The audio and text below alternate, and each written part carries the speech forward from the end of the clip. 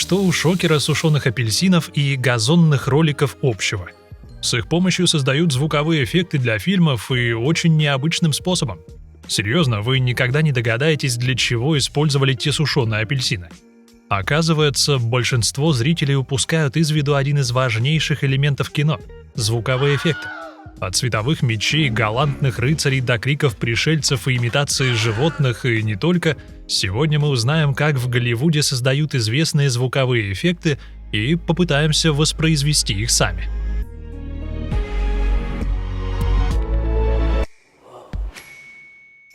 Как в фильмах вообще обрабатывается звук? Во время съемок те большие микрофоны на длинных палках, которые мелькают на закадровых видео, записывают разговоры актеров. Звукорежиссеры стараются исключать другие отвлекающие фоновые шумы, такие как шаги, движение тела и разные звуки окружающей среды, из которых трудно расслышать слова. Задача фолиартиста или шумовика — воссоздать эти фоновые звуки или заменить их более значимыми в студии, чтобы их можно было добавить обратно в фильм, регулируя уровень громкости во время монтажа. В сочетании с эффектами микширования звука от эквалайзеров, компрессоров и ревербераторов до эффекта искажения и так далее, конечный результат работы шумовиков и звукорежиссеров получается потрясающим. Фоли-артисты названы в честь американского мастера звуковых эффектов Джека Донована Фоли. Они волшебники создания сцен. И когда они правильно выполняют свою странную, увлекательную работу, вы даже не заметите. Взгляните.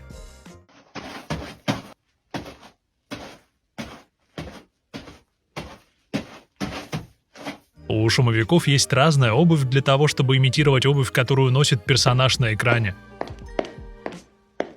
А в их студиях часто имеются фоли-ямы, где можно ходить по разным материалам и поверхностям. Иногда для воспроизведения звуков требуются специфические движения и предметы. Например, пластиковая упаковка для имитации защитного костюма.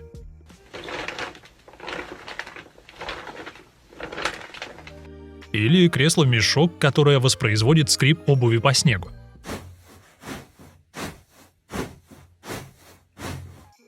Очень приятно, правда? Но шумовики не просто ходят на месте, и в работе над фантастическим фильмом им надо создавать звуки, которых не существует, как вылупление динозавра. Come on then. Come on then. Very good. Push. Push. Велоцирапторы давно вымерли, но команда парка юрского периода вернула их к жизни, раздавливая рожок мороженого. И я попытался повторить это.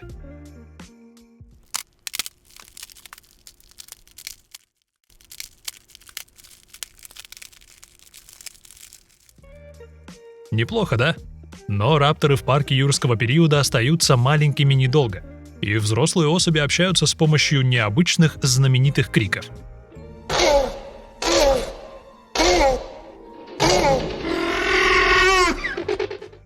Они поистине ужасают. Но на самом деле их вскрики — это звуки спаривающихся черепах, записанные в Marine World, старом океанариуме в Калифорнии. Оригинал немного похож на звуки, которые издавал этот самец, когда он случайно принял скромный пень за привлекательную самку.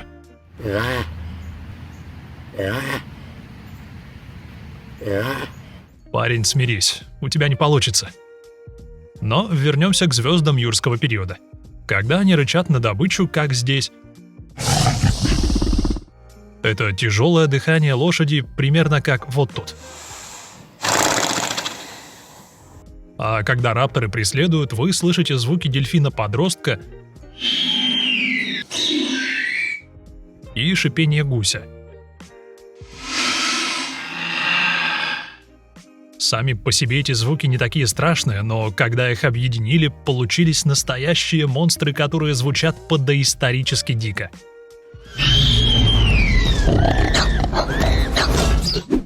Перейдем от динозавров к более современным животным. В фильмах на заднем плане часто летают птицы, и фоли-артисты могут воссоздать их движения, махая всего лишь парой перчаток. Можете оценить мою попытку.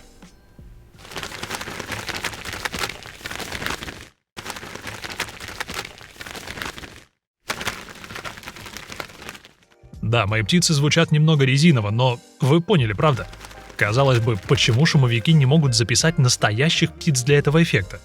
Тогда понадобилось бы, чтобы животные вели себя точно так же, как на экране, и при этом надо избавиться от фоновых шумов. Это трудно и дорого, и поэтому этим и занимаются шумовики. У них есть много изобретательных способов. Например, те же перчатки можно надеть и потереть о поверхность с песком, изображая ползущую змею.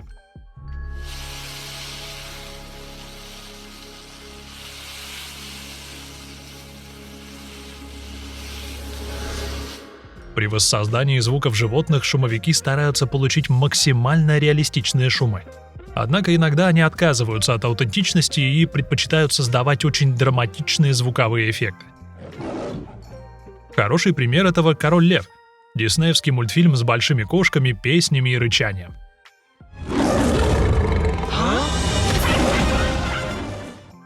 Рык Муфасы очень мощный, но эти звуки издавал не лев.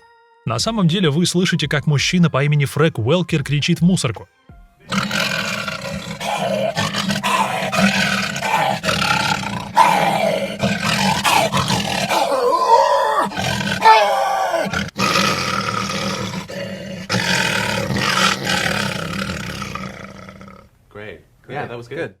В мультфильме у львов разные характеры, и поэтому создатели хотели, чтобы у них было выразительное рычание.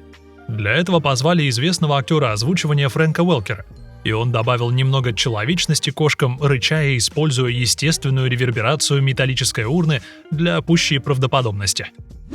От одного рычащего хищника к другому, точнее, к самому культовому киномонстру в истории.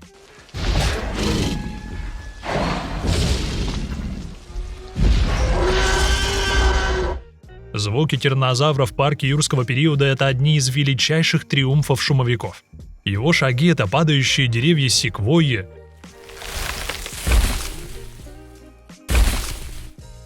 а дыхание — это запись дыхания кита. Некоторые детали звукового дизайна монстра на удивление маленькие. Знаменитый рык, например, основан всего лишь на крике слоненка. При создании рыка звукорежиссеры понизили высоту крика слоненка, а затем объединили измененную запись с рычанием льва и ревом аллигатора, получив полную палитру голоса динозавра.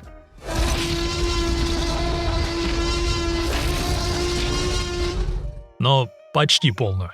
У шумовиков было еще несколько интересных идей, как с этой сценой.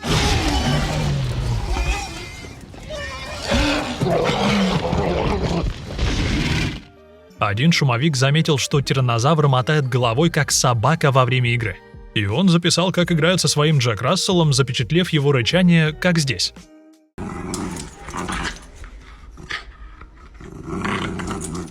Так что, когда вы видите, как тираннозавр кого-то ест, вы слышите звуки радостной собаки. Получается, что тираннозавр — это просто большой щенок. Продолжим тему sci-fi, но двинемся в далекую галактику. В «Звездных войнах» полно знаменитых звуковых эффектов, и многие из них создал легендарный звукорежиссер Бен Бёрд.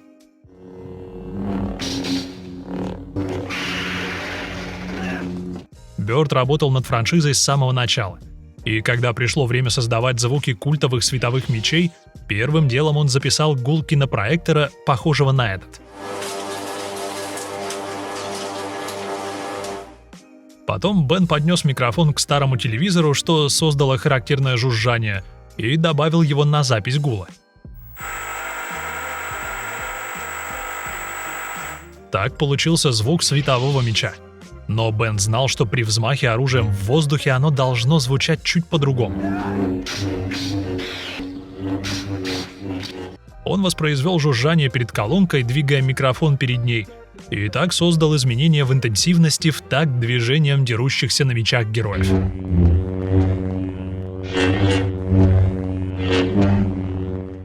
Когда Бен объединил звуки, световой меч был готов, и он взялся за еще одно культовое оружие — бластеры.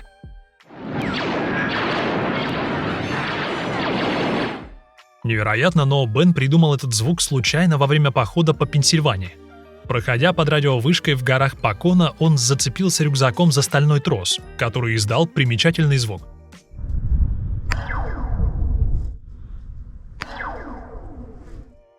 Бёрту понравился звук, и он пришел со звукозаписывающим устройством к похожей вышке у Лос-Анджелеса и ударил провода гаечным ключом. Так появился звук бластера. Покончив с оружием, Бен занялся звуками для летательных аппаратов.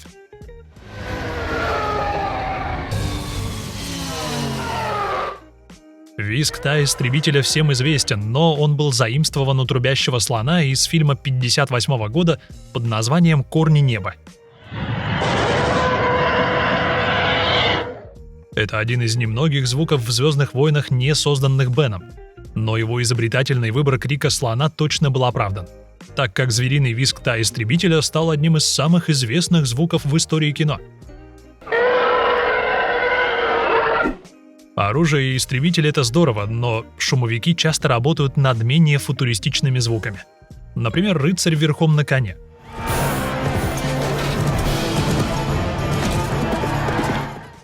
Точное воссоздание шума езды — обычная работа для шумовиков.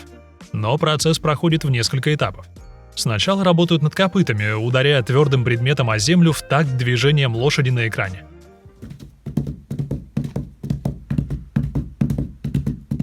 Затем шумовики изображают звуки седла и поводья, тряся цепями и потирая кожу.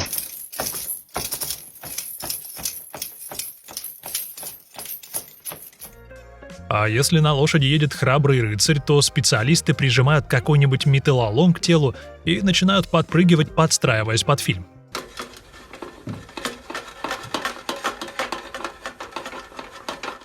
Эти звуки по отдельности не очень убедительны, да и на это странно смотреть, но когда их соединяют, они и правда напоминают звуки скачущей лошади.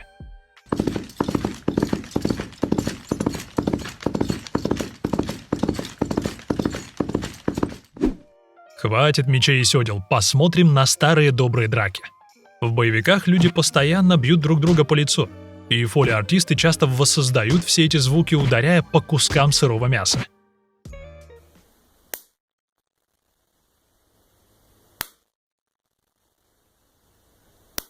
Можно зарабатывать, просто ударяя по мясу. Этот метод популярен, но номинированная на Эмми Санаа Келли показывает, что не обязательно ходить к мяснику, и эффект можно создать боксерской перчаткой, чемоданом и джинсами.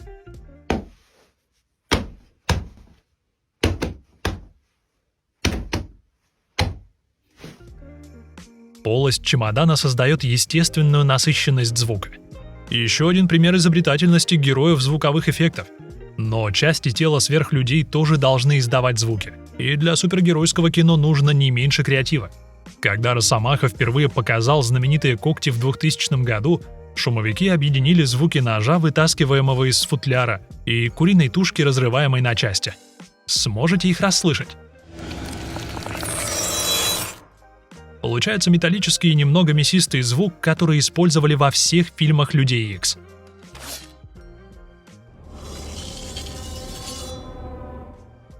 Возможно, его задействовали и для второй части для когтей Леди Смертельный удар.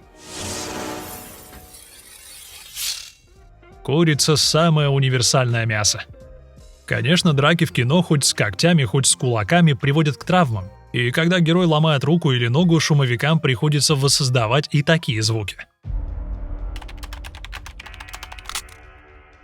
Звучит и правда болезненно, но этого достигли путем разламывания сельдерея в тот самый момент, когда персонаж получает травму.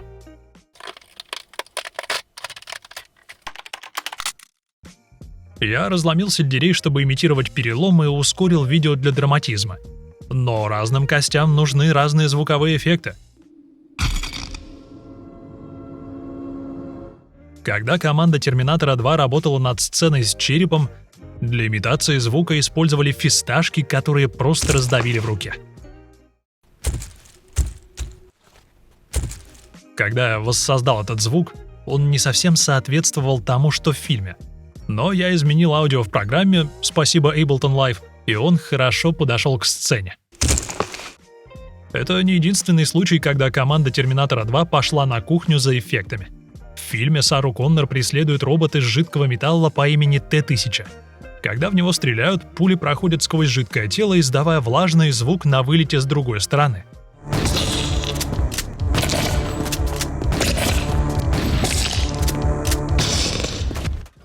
Для этого звука шумовикам нужно было что-то тягучее, но с небольшим весом. И они добились эффекта, взяв обычный стакан и бросив его в большое ведро с йогуртом. Вкуснятина. Ладно, хватит обсуждать раны и сломанные кости. Давайте обратимся к романтике. Лично мне не очень приятны все эти фильмы о любви, но то, как шумовики работают над ними, еще неприятнее. Когда в сцене персонажи целуются, фоли-артисты, разумеется, не повторяют за ними в студии. Они просто целуют свои руки, чтобы получить звук.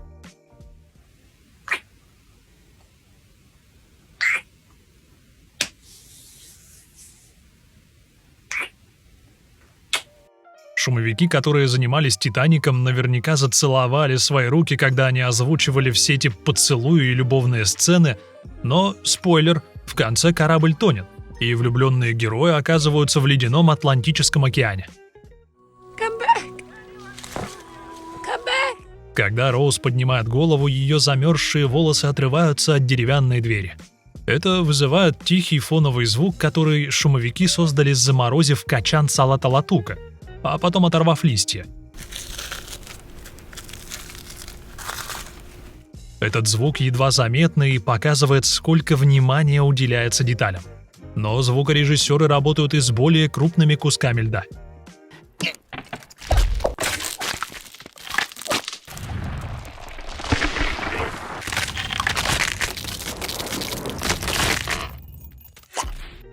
Звук трескающегося ледника довольно мощный, но для его создания нужен маленький реквизит.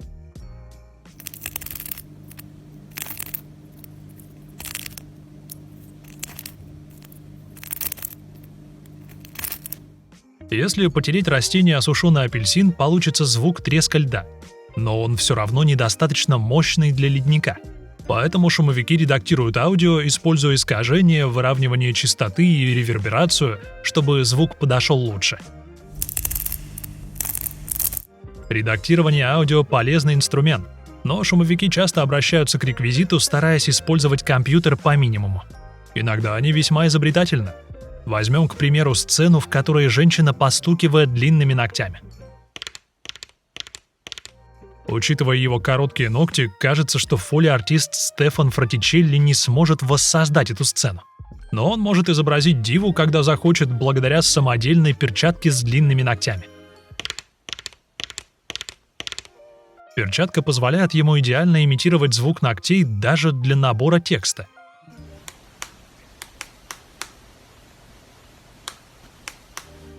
Но Стефан не единственный шумовик, который использует реквизит для звуков.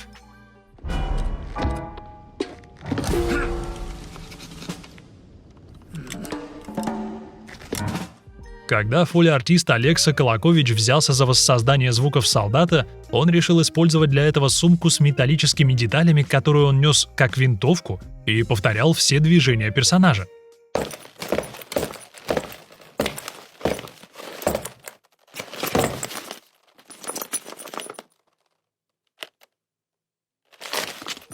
Такая техника может быть использована для создания звуков любого движущегося стрелка, в том числе персонажей таких игр, как Fortnite. Это намного безопаснее, чем приглашать настоящего стрелка к себе в студию. Взять реквизит и трясти его, на удивление, простой способ имитировать звуки вооруженного человека. Но оказывается, похожий прием подходит и для имитации целой армии.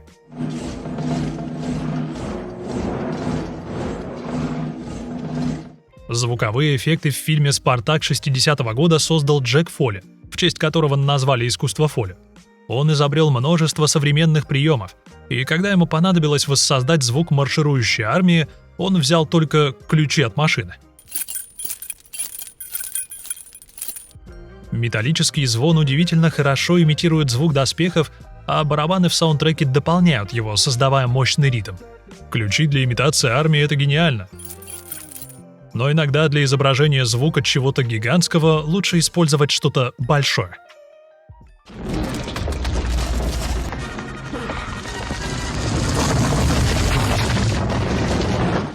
В сцене из «В поисках утраченного ковчега» валун катится на Индиану Джонса, бегущего по древней гробнице. Увы, у шумовиков не было под рукой валуна, поэтому им пришлось воссоздать звук, затащив тяжелый газонный каток и машину Honda на вершину гравийного холма, откуда они покатились вниз. Звуки этих грузных предметов, катящихся по склону, были очень похожи на звук валуна, так что они стали идеальным сопровождением. Посмотрим на другой фильм Стивена Спилберга про пришельца, который хочет позвонить домой.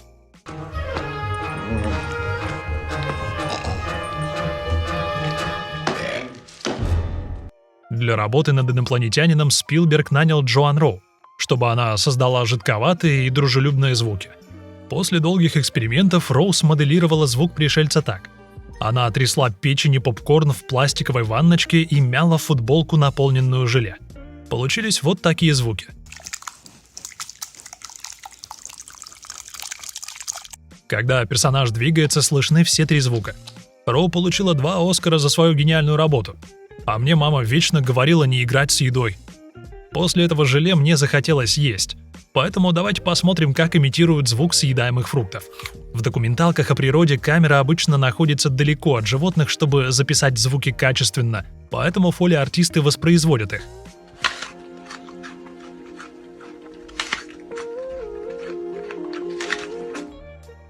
Да, когда животные на экране едят, шумовики, такие как наш друг Стефан, кусают разную еду, чтобы воспроизвести их трапезу. Им под силу и обезьяна, и даже лошадь.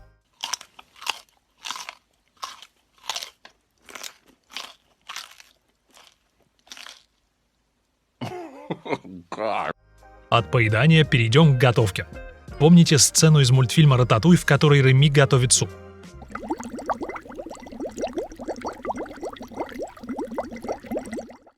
Когда нам показывают кипящий суп, можно подумать, что это травы и овощи булькают в гигантской кастрюле. Но на самом деле вы услышали, как я дую соломинкой в небольшой стакан с водой.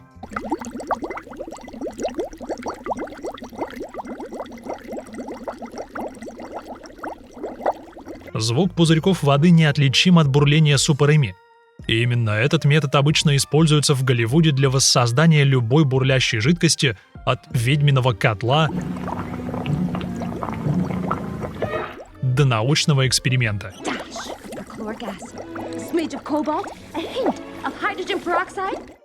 Также шумовики работают над сценами с гораздо большими водоемами. Но они не выезжают на пляж, чтобы записать все нужные звуки. В высококлассных фоли-студиях часто имеется бетонный резервуар для имитации звуков, издаваемых морем или бассейном.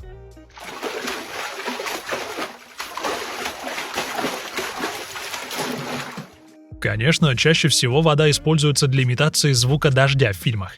Сана Келли из Real Foley Sound делает это с помощью лейки и поливает разные материалы в зависимости от происходящего в сцене.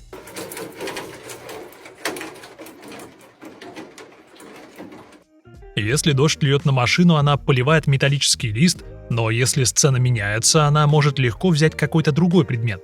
Например, зонтик. Если фолиартистам хочется воссоздать звук дождя, но не мочить руки, они могут добиться эффекта с помощью сковороды, как продемонстрировал Чарли Кук.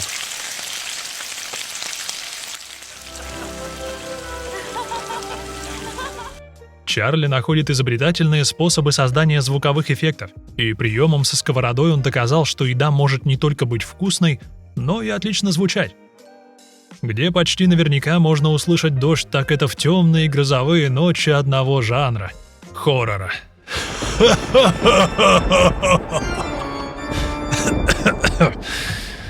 Простите.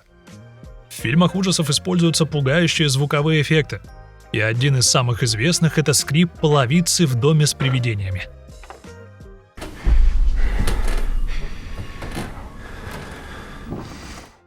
В профессиональной фоли-студии наверняка есть панель из скрипучего дерева, предназначенная для этого эффекта.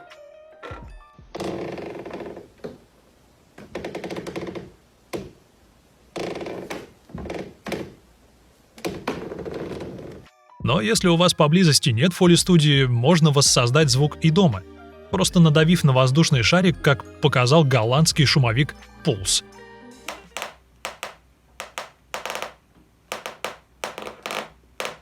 Раз уж речь идет про хорроры, вспомним про «Тихое место» — фильм о слепых пришельцах со сверхчувствительным слухом. Звукорежиссеры хотели создать эффект эхолокации для сцен, в которых монстры прислушиваются, и звуки должны были быть электрическими и мясистыми. Вот эти звуки.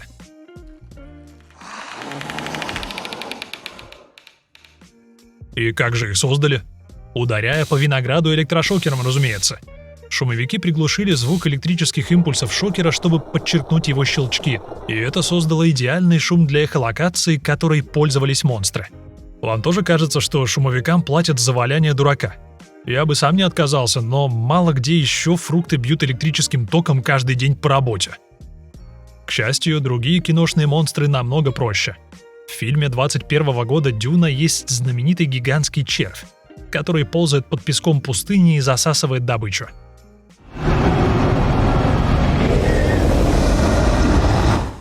То, как червь заглатывает все вокруг, пугает. Но звук, который он издает, это запись того, как фолиартист Марк Манджини, засунув микрофон в рот, втягивает огромное количество воздуха. Проходя мимо микрофона, воздух издавал ревущий звук. Так обычный рот Марка создавал идеальный инопланетный рык. Хотя, конечно, не обошлось без помощи компьютера. Продолжим тему гигантских инопланетян. Во время работы над Банши в «Аватаре» Джеймс Кэмерон поручил своим звукорежиссерам создать самых странных существ в кино.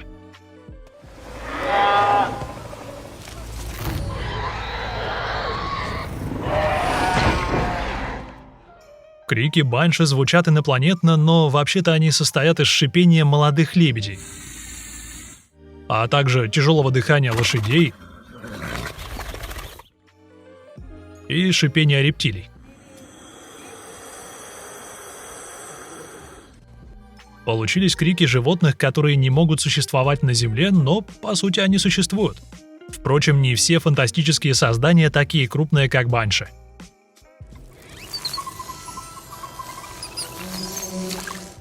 В ходе работы над фэнтези-фильмом «Храброе перцем» легендарный Стефан Фратичелли создал звук крыльев феи, взяв горсть сушеных водорослей и приложив их к велосипедному колесу.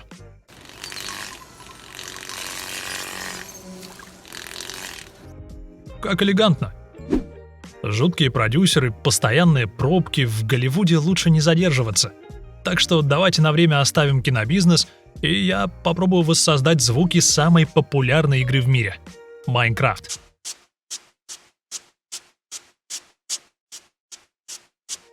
Можно подумать, что это Стив идет по травяным блокам, но на самом деле этот звук издаю я, проводя зубной щеткой по брюкам. Это популярный прием в фоле. Вот как звучит оригинальное аудио.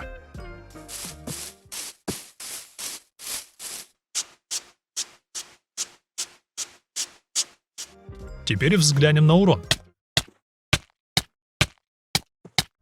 Этот звук вселит страх в сердце любого игрока в Майнкрафт. Его можно воссоздать, если взять полный спичечный коробок и несколько раз ударить его о ручку. Я так и сделал, чтобы получить тот звук. Так как наше здоровье уменьшилось, нам понадобится еда. Для этого звука я просто использовал нож, которым разрезал читос, и получил громкий хруст. Пополнив здоровье, начинаем работать. Разрушение земли можно имитировать, встряхнув гравий в коробке и бросая его туда же.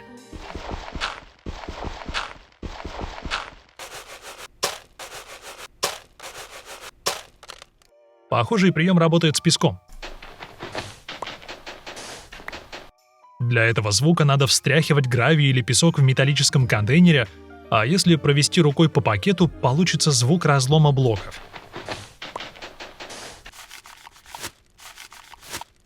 А после работы можно вернуться на базу и посидеть у костра. Чтобы создать этот звуковой эффект, надо мять пузырчатую пленку и лопнуть несколько пузырьков, что сымитирует уютное потрескивание огня.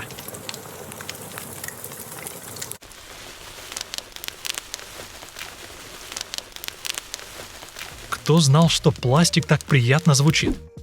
Ладно, вернемся в Голливуд и изучим один из самых обманчивых звуковых эффектов в истории кино. При мысли о белоголовом орлане в Америке вы наверняка представляете, что он кричит вот так.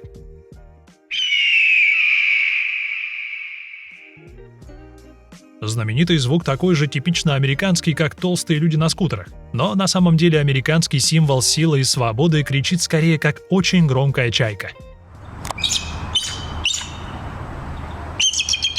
Заблуждение возникло еще на заре Голливуда, когда неизвестные звукорежиссеры стали заменять звуки орла более благородным криком краснохвостого сырыча.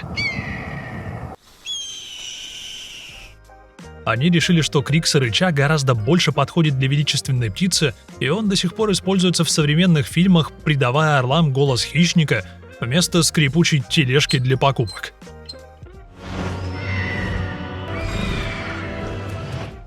От птичьей лжи до электрошока винограда мы рассмотрели немало странных и удивительных приемов для создания звуковых эффектов. Будет правильно закончить одним из самых необычных проектов шумовиков за всю историю. «Маяк» — это причудливый и мрачный психологический триллер 19 года про двух людей, которые постоянно пукают. Звукорежиссер Дамиен Волпе держит в тайне процесс создания многочисленных пуков фильма, но он подтвердил, что команда создала их практически в студии. Учитывая это, мы не можем точно сказать, как записали эти пуки, однако из-за уклончивости ответов Дэмиена появилась популярная теория о том, что шумовики пукали в микрофоны и использовали звуки в известном фильме. Красота кинематографа. И снято. Что ж, мы достигли финишной прямой. Так что разговор о звуковых эффектах на сегодня закончен. Какие из этих приемов удивили вас больше всего? Расскажите в комментариях под видео. Спасибо за просмотр.